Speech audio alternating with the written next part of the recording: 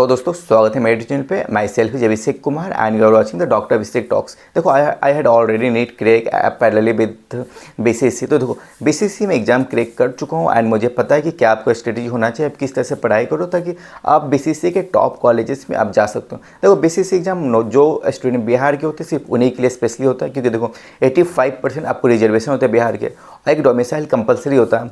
तो मेनली जो बिहार के स्टूडेंट है इस फॉर्म को प्लीज़ छोड़ना मत। अगर आप नीट का तैयारी कर रहे हो, किसी चीज़ का तैयारी कर रहे हो, तो कहीं ना कहीं आपके बीसीएससी इंपॉर्टेंट हो जाते हैं एग्जाम देने के लिए। काफ़ी ज़्यादा यहाँ पे स्किल्स होते हैं आपके लिए, कहीं पे यहाँ पे स्किल्स जॉब्स भी प्रेजेंट होते हैं। जैसे वो हो गया नर्सिंग करवाते हैं, बी फार्मा करवाते हैं। अगर आप इंजीनियरिंग करना चाहते हो तो उसमें भी आपके अलग अलग स्कोप्स होते हैं जो कि नॉर्मली आपके बिहार के कॉलेज मिलेंगे, जो कि बिहार के बेस्ट कॉलेज कंसिडर किया जाता है। तो हम लोग सब कुछ इस वीडियो में बात करेंगे, ठीक है। तो वीडियो स्टार्ट करने से पहले अगर फर्स्ट टाइम चैनल को विजिट कर रहे हो तो चैनल से सब्सक्राइब कर दो और वीडियो को लाइक कर दो। चलो अपना वीडियो स्टार्ट करता हूँ, बताता हूँ क्या क्या आपके इंपॉर्टेंट डेट हो सकते हैं, आपका कब कब आपके इसका एग्जामिनेशन डेट आता है, साथ में क्या क्या आपके एलिजिबल क्राइटेरिया होंगे ताकि आप इस फॉर्म को फिलअप कर सकते हो, एंड आपके क्या सैलरीज होंगे, क्या आपके सिलेबस होंगे, सब कुछ हम लोग इस वीडियो में एनालिसिस करते हैं। सब कुछ आपको एक वीडियो में हर एक डिटेल दूंगा, ठीक है। एक यही एक एग्जाम ऐसा है जो कि आपके ऑफलाइन कंडक्ट करवाया जाता है, बाकी ऑल जो भी अब जो एग्जाम बचे सबको ऑनलाइन कंडक्ट किया जाता है। और एक यही एग्जाम है जो कि आपके ऑफलाइन लेते हैं। तो देखो ये जो आपके कंडक्ट कराएंगे वो बीसीएससी होंगे जो कि बिहार के होंगे। एक ऑफिशियल वेबसाइट होता है, देखो इसका नाम होता है Bihar combined entrance competitive exam, जो कि आप कंबाइंड एग्जाम्स होते हैं। यहाँ पे आप इंजीनियरिंग की भी एग्जाम दे सकते हो, जिसका मैथ्स है वो भी एग्जाम दे सकते हो, जिसका एग्रीकल्चर है वो भी एग्जाम दे सकते हो। अब देखो ये जो भी आपके होंगे स्टेट लेवल पर होंगे जो कि बिहार के होंगे, और ये एक ग्रेजुएट डिग्री आपको देते हैं। ग्रेजुएट डिग्री मतलब आप जैसे 12 पास आउट करोगे तो आप इस फॉर्म को बिल्कुल फिलअप कर सकते हो। तो 12 पे ये फॉर्म को निकलते हैं। एंड देखो ये जो एप्लीकेशन आप ऑनलाइन फॉर्म भरोगे, लेकिन जो एग्जाम मोड होगा वो आपके ऑफलाइन एग्जाम कंडक्ट कराने जाएंगे। एक सेंटर पे जाना पड़ेगा, वहाँ पे एग्जाम आपके कंडक्ट कराए जाएंगे। अब वहीं पे एक इंपॉर्टेंट डेट के बारे में बात कर लिया, आपका एग्जाम कब होंगे, आपके इसका फॉर्म को कब रिलीज़ किया जाएगा, साथ में आप कि कितना टाइम गैप मिलेंगे इसका फॉर्म आने के बाद और आपके एग्ज़ाम को कंडक्ट कराने के बाद। तो एक बार इंपॉर्टेंट डेट के बारे में एक बार देख लेता हूँ। देखो ऑलमोस्ट एक टेंटेटिव डेट दिया हुआ है, ठीक है। और टेंटेटिव डेट मतलब ऑलमोस्ट आपके कंफर्म इसी डेट मिलेंगे, अराउंड 2 से 3 दिन होंगे, लेकिन और मान के चलो फाइनल डेट आपके होंगे।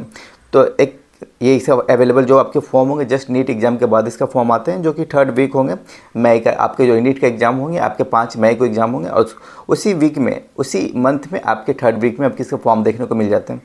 साथ में अगर सबमिशन करें तो 1 मंथ का आपको ऑलमोस्ट टाइम दिया जाता है। तो एक फर्स्ट वीक ऑफ जून मतलब मई के बाद जून में आपके इसे क्लोज कर दिया जाएगा पोर्टल। तो 1 मंथ का आपको ऑलमोस्ट मान के 20 डेज का आपको टाइम दिया जाता है इस फॉर्म को फिलअप करने के लिए। वहीं पर लास्ट डेट पेमेंट भी आपको उसी दिन फर्स्ट वीक ऑफ जून ही होने वाले हैं। साथ में करेक्शन जो भी आपके आएंगे वो फॉर्म फिलअप हो जाने के बाद, पोर्टल क्लोज होने के बाद आपके पोर्टल ओपन किया जाता है, जो कि जिसका भी कोई फॉर्म गलत हो गया वो फॉर्म को फिलअप कर सकते हो। एडमिट कार्ड आपके जस्ट आपके एग्ज़ाम के 1 वीक पहले आपके एडमिट कार्ड को रिलीज़ किया जाता है।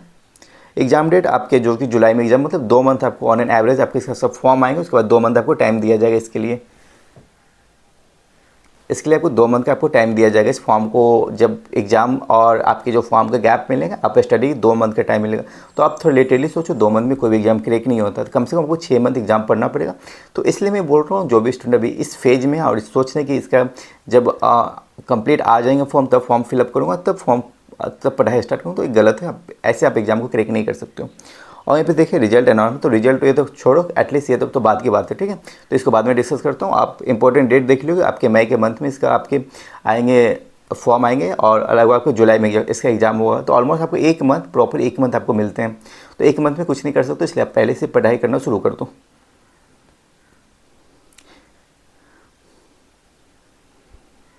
वहीं पे थोड़ा पेमेंट के बारे में बात कर ले। देखो कैटेगरी वाइज डिफरेंट करते हैं कितने कितने पेमेंट लगते हैं। और देखो अगर आपके इसमें देखो कंबाइंड एग्जाम ही होता है, तो डिफरेंट कोर्स वाले भी इस फॉर्म को फिलअप कर सकते हो अगर आप लोग बिहार के हो तो। एक बार डिस्कस कर लेता हूँ कितने कितने पेमेंट आपके लग रहे हैं।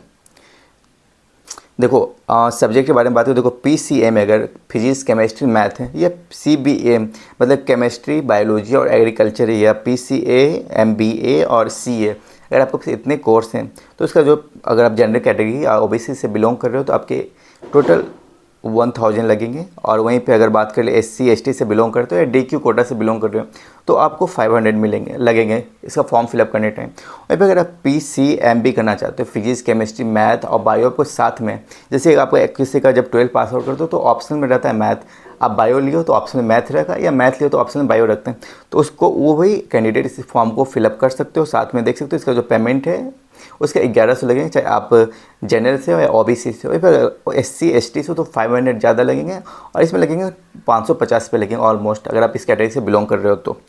और इसका जो भी ऑफिशियल जो भी अपडेट आएंगे, इसका बेसिस से एक ऑफिशियल पोर्टल होता है, आप वहाँ से जाकर इसको अपडेट कर सकते हो, वहाँ से आप फॉर्म को फिलअप कर सकते हो। काफ़ी ईजी में आपको अरेंज किया हुआ है। आप जब इस पोर्टल को विजिट करोगे तो आपको सब कुछ डैशबोर्ड पे दिख जाएगा।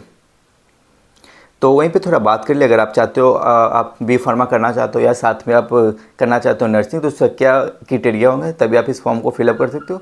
या फिर आप नर्सिंग या फिर इंजीनियरिंग करना चाहते हो तो आप क्या क्राइटेरिया होंगे, सब कुछ हम लोग बात करते हैं एक बार। तो देखो नर्सिंग के लिए एक बार बात कर लेते हैं, नर्सिंग का क्या क्या क्राइटेरिया होते हैं। तो सबसे पहले डोमिसाइल होना चाहिए, जैसे कि मैंने आपको बताया हो अपने हर वीडियो में कि अगर आप बिहार के हो तो बिहार का डोमिसाइल होना चाहिए, तभी आप इस फॉर्म को फिलअप करना, अदरवाइज आपके लिए वर्थफुल हो जाएगा ये फॉर्म को भरना। वहीं पे देखो क्वालिफिकेशन क्या होना चाहिए, 12 पास होना चाहिए, 12 पास होना चाहिए। देखो फिजिक्स केमिस्ट्री मैथमेटिक्स होना चाहिए, तभी आप इस फॉर्म को फिलअप कर सकते हो। जब इंजीनियरिंग के लिए देख रहे हो आपके लिए कंपलसरी होना चाहिए, फिजिक्स होना चाहिए 12th में, केमिस्ट्री होना चाहिए और मैथ होना चाहिए, तभी आप इस फॉर्म को फिलअप कर सकते हो। वहीं पर देख सकते हो मार्क, देखो जितने स्कोर होना चाहिए, अगर आप देखो 45 ऑन एन एवरेज मार्किंग रहता है, जबकि आप जनरल में आते हो या ओबीसी में आते हो। अगर आप SC ST में आते हो तो आपके लिए 40% कंपलसरी होते हैं। अगर आप 12th में इतने स्कोर कर रहे हो तो आप एलिजिबल इस फॉर्म को फिलअप करने के लिए। वहीं पे देखो कितने स्कोर चाहिए, देखो ये सब छोड़ दो, जो JEE मेंस कर चुके उसके लिए भी एलिजिबल होते हैं। और भी देखो अब बी फार्मेसी के लिए बात करें, फार्मेसी में कितने कितने क्या क्राइटेरिया होंगे, तो सेम अगर सबसे पहले आपको डोमिसाइल होना चाहिए, अगर डोमिसाइल आप बिहार के हो तो इस फॉर्म को फिलअप कर सकते हो। लेकिन यहाँ पे देखना इसमें एक एज लिमिट दिया हुआ है, एज लिमिट यहाँ पे देख सकते हो 16 से 31 के बीच में होना चाहिए, यानी कि जिसका 16 एज कंप्लीट हो चुका है आप इस फॉर्म को फिलअप कर देना, और जिसका 31 से कम है वो इस फॉर्म को फिलअप कर सकते हो। अदरवाइज आप इस फॉर्म को फिलअप मत करना, क्योंकि आप जब भी फॉर्म करोगे वहाँ पे एज मांगेगा, आप यहाँ पे गलत एज भी दोगे तो जब डॉक्यूमेंट वेरिफिकेशन कराने जाओगे तो कहीं ना कहीं वहाँ पे प्रॉब्लम क्रिएट हो जाएंगे, तो आपके लिए वर्थफुल होगा, आपके टाइम वेस्ट भी होंगे। तो आप देख लेना 16 से 31 काफ़ी ज़्यादा टाइम गैप दिया हुआ है, तो आप इतना कि एज में आप फॉर्म को फिलअप कर सकते हो। क्वालिफिकेशन देख सकते हो 12 पास होना चाहिए कोई भी एक यूनिवर्सिटी जो कि, और सब्जेक्ट के बारे में बात करें तो फिजिक्स केमिस्ट्री मैथमेटिक्स और बायोलॉजी होना चाहिए, PCM भी होना चाहिए। कहीं कि ऑप्शनल भी रखते हैं, बायो लेते हो तो मैथ ऑप्शन में रख सकते हो, तो इस फॉर्म को फिलअप कर सकते हो, या फिर आप मैथ रखते हो तो बायो को ऑप्शन में रख सकते हो, फिर भी इस फॉर्म को फिलअप कर सकते हो। स्कोर की बात करें तो 45% होना चाहिए जनरल के लिए, ओबीसी के लिए, और अगर SC ST से बिलोंग करते हो तो इसका 40% ऑन एंड कंपलसरी होना चाहिए मिनिमम स्कोर के बारे में बात कर ले तो आई थिंक अब आपका ये डाउट क्लियर होगा कि कितने कितने स्कोर चाहिए और क्या क्या क्राइटेरिया होना चाहिए, एलिजिबिलिटी क्राइटेरिया। अब वहीं पे बात कर ले number of question, exam pattern किस तरह से होंगे। जैसे कि मैंने आपको पहले ही बता चुका, इसके एग्जाम ऑफलाइन कंडक्ट कराए जाएंगे। अब ऑफलाइन कंडक्ट कराए जाएंगे, टोटल आपका 1200 मार्क्स के एग्जाम्स होंगे। पहला देखो आपका हर एक पेपर में, जैसे आपका पहले फिजिक्स का होगा उसमें गैप दिया जाएगा आधा घंटा, उसके बाद आपके फिर केमिस्ट्री का पेपर होंगे उसमें आधा घंटा गैप दिया जाएंगे, फिर आपके बायो का पेपर होंगे, अगर बायो का पेपर आपके पास है तो बायो का पेपर होंगे, अदरवाइज आपके पास मैथ है तो मैथ का एग्जाम्स होंगे। तो देख लेना फिजिक्स टोटल 100 क्वेश्चन होंगे, और इस क्वेश्चन कैरी 4 मार्क्स, मतलब 400 मार्क्स आपके एग्जाम होंगे कोई एक चैप्टर से, एक सब्जेक्ट से। वहीं पे केमिस्ट्री बात करें सेम पैटर्न, 100 क्वेश्चन रहेंगे, each question carry 4 marks, total 400 marks के एग्जाम्स होंगे। तो टोटल आपके जो एग्जाम होंगे 1200 मार्क्स के आपके एग्जाम्स होंगे, 1200 मार्क्स आपके एग्जाम को लिए जाएंगे। और यहाँ पे देखो जिसका मैथ हो मैथ का दे सकते हो, और जिसका बायो है वो बायो दे सकते हो। तो कहीं यहाँ पे आपका पार्टीशन हो जाएंगे, आप अलग अलग पैटर्न जाकर एग्जाम दे सकते हो। अदरवाइज देखो फिजिक्स केमिस्ट्री और ये आप साथ में एग्जाम दिया जाता है, बाकी बायो में आपको अलग अलग कर दिया जाता है। तो ऑनलाइन एग्जाम पैटर्न बस इतना ही, आपके जो एग्जाम ले जाएंगे ऑफलाइन कंडक्ट एग्जाम कराए जाएंगे।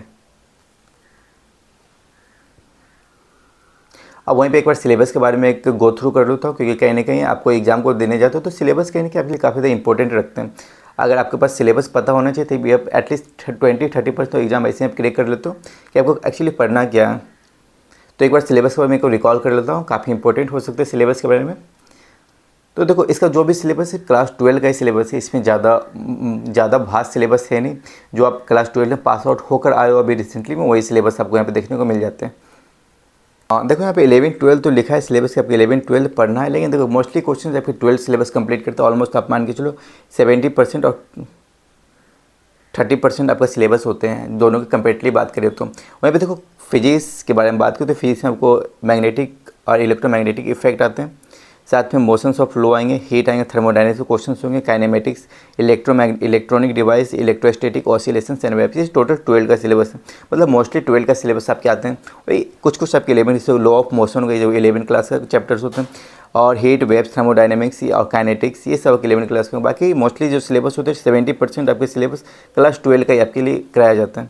वहीं पर केमिस्ट्री के बारे में तो वहीं पे एक बार केमिस्ट्री के सिलेबस के बारे में बात करें तो केमिस्ट्री के सिलेबस ऑलमोस्ट 12 का है और काफ़ी कम सिलेबस है एज़ कम्पेयरली अदर एग्जाम्स के बारे में बात करें। देखो सबसे पहले ऑर्गेनिक केमिस्ट्री हो जाएगा, जिसमें आपका some basic concept, principles and technique हो जाएगा, पी ब्लॉक्स हो जाएंगे जो इनऑर्गेनिक है, एक केमिकल बॉन्डिंग्स, मॉलिकुलर स्ट्रक्चर्स, ये सब आपके केमिस्ट्री का सिलेबस है। तो आप एक बार देख लेना, काफ़ी ज़्यादा मैं वीडियो में नहीं जाता हूँ बनाने के लिए, ठीक है। तो मैं इसका सिलेबस अपने PDF पे अपने टेलीग्राम पे अपलोड कर दूँगा, तो अपने टेलीग्राम चैनल जाकर ज्वाइन कर लेना। आपके जितने सिलेबस है मैं सिलेबस भाई सेपरेटली फिजिक्स, केमिस्ट्री, बायो का सेपरेटली वहाँ पे पोस्ट कर दूँगा, ठीक है। तो जाकर टेलीग्राम कन्फर्म आप अच्छे से ज्वाइन कर लेना, वहाँ पे कोई प्रॉब्लम होता है मुझसे डायरेक्ट मैसेज भी कर लेना। एंड उसके बाद जिसका बायो है, मैथ है, आप देख लेना आपके कौन कौन से सिलेबस हैं। आपका बायो है तो आप ये तीनों आपके एग्जाम देना पड़ेंगे, अगर आपके मैथ है तो आप बायो को यहाँ पर हटा देना और आपके ये तीनों देना एग्जाम। ऑप्शनल होगा तो आप बायो दे सकते हो। जब फॉर्म फिलअप करो तो आपको उसमें दे देगा कि आप कौन सा सब्जेक्ट, आपका कौन सा कोर्स है। PCMB है तो PCMB चूज करना, अगर आपके PCB है तो PCB सिलेक्ट करना, ठीक है। तो ऑलमोस्ट इतने ही आपके हैं। तो आई थिंक ये काफ़ी ज़्यादा लंबा वीडियो बन चुके हैं और बाकी नेक्स्ट टिप्स जो भी होंगे मैं आपको नेक्स्ट वीडियो में बताऊंगा। तो अब देखो एक आपके लिए लास्ट में एक टिप्स शेयर करना चाहता हूँ, क्योंकि देखो मुझे पता है कि मैं एग्ज़ाम क्रैक किया हूँ और किस तरह से क्रैक किया हूँ ना। मैं आपको एक चीज़ बता देता हूँ। आप पहले एटलीस्ट आप इतना चीज़ कर लो, ये एज ए नॉर्मल होता है। आप फॉर्म फिलअप कर लो अच्छे से। फॉर्म को फिलअप करने के बाद जब आप प्रिपेयर करते हो तो आपका एक इस एग्ज़ाम उतने टफेस्ट एग्ज़ाम नहीं होते। ऑन एन एवरेज की बात करें तो काफ़ी सिंपल एग्जाम होते हैं, ठीक है। देखो टोटल आपके 1200 मार्क्स के एग्जाम्स होंगे। 1200 एग्जाम में आप 700-800 मार्क्स लाते हो तो आपके कॉलेज मिल जाएंगे, टॉप कॉलेजेस मिलेंगे, ठीक है। तो मैंने आपके साथ हर बार टिप्स एंड शेयर से यहाँ पे शेयर करते रहूँगा यूट्यूब पे, या फिर आप मेरे टेलीग्राम पे ज्वाइन कर लो। मैं आपको गाइड करूँगा किस तरह से प्रिपेयर कर सकते हो, करो, ताकि आपके टॉप कॉलेज मिल सकते हैं। आप अगर नर्सिंग करना चाहते हो, नर्सिंग के लिए NMCH काफ़ी टॉप कॉलेजेस होते हैं। आप एग्रीकल्चर करना चाहते हो, एग्रीकल्चर के काफ़ी ज़्यादा स्कोप्स होते हैं, लेकिन एग्रीकल्चर में सीट्स काफ़ी कम होते हैं। नर्सिंग में कंपेरेटिवली थोड़ा हाई सीट्स होते हैं। तो सभी लोग आई थिंक आप नर्सिंग करना चाहते हो, ठीक है। तो साथ में कमेंट करना आप किसके लिए स्टडी कर रहे हो, नर्सिंग करना चाह रहे हो या फिर एग्रीकल्चर करना चाह रहे हो या B.Pharma करना चाहते हो, क्योंकि देखो यहाँ पे काफ़ी ज़्यादा आपके लिए स्कोप्स मिल जाते हैं देखने के लिए। तो आई थिंक ये वीडियो काफ़ी ज़्यादा लंबा हो चुके हैं। तो मिलता हूँ नेक्स्ट वीडियो में और कुछ अच्छे अपडेट्स के लिए। जब तक आप चैनल को सब्सक्राइब कर देना और मोस्टली आप इस एलिजिबल क्राइटेरिया को फॉलो ऑन कर लेना, तभी इस फॉर्म को फिलअप करना। एंड इसके बाद भी कोई प्रॉब्लम क्रिएट होता है तो आप मुझे बिल्कुल कमेंट कर सकते हो। तो चलो मिलता हूँ नेक्स्ट वीडियो में। जब तक take care, bye bye and be strong. और आप पढ़ना स्टार्ट कर दो, क्योंकि आपके एग्जाम फॉर्म में ज़्यादा गैप आपको देखने को नहीं मिलते हैं।